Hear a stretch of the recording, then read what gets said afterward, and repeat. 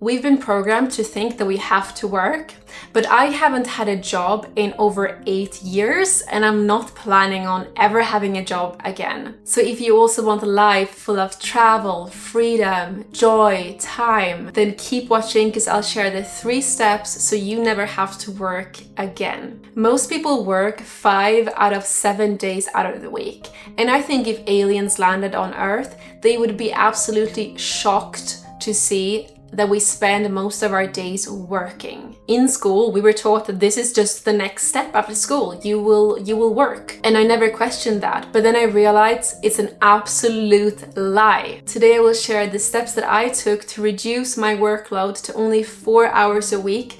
And it's so much fun that it doesn't even feel like work.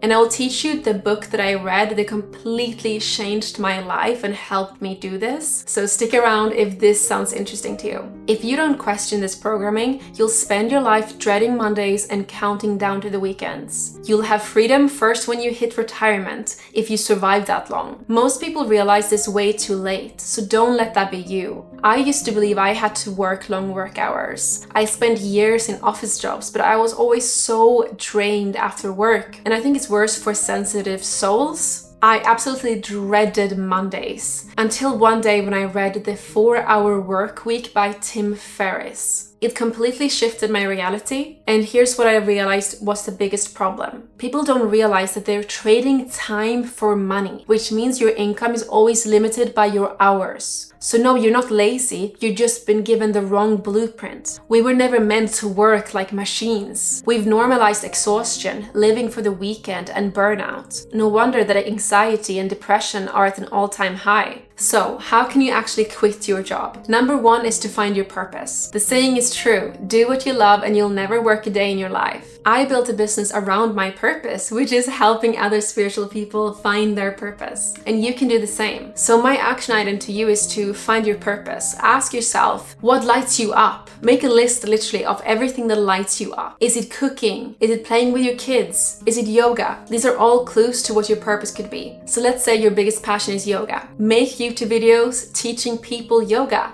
classes on YouTube. It's huge. And that is actually the second step, which is make videos on YouTube. But before I get into that step, let me know, what is your biggest passion in the comment section. All right, so why make videos on YouTube? It might sound really time consuming. Look, so most people, they have a job and then they also post their life on social media. For example, my parents, my brother, they all are sharing their Instagram stories. They're making posts, but they're not monetizing it. So they need to have both a job and they're on social media. But if you post on social media in the right way, then you can quit your job. So you're only doing the social media part. I haven't had a job in over 8 years because I did this. Sure, when you start out, you have to put in the work. But eventually what will happen is that videos will pop off. They will go viral. And I have videos that I made 5 years ago and they're still viral. They're still bringing in money, thousands of dollars per video, the viral ones. And this is why I recommend YouTube as your primary social media platform. You don't actually need the Instagram, the TikTok unless you want to, because YouTube is where you get ad revenue. It's allowed me to travel, to rest, and still earn money. So my action step to you is this week, make a video on YouTube or a social media platform of your choice to help people in your niche. For example, if your passion is healing,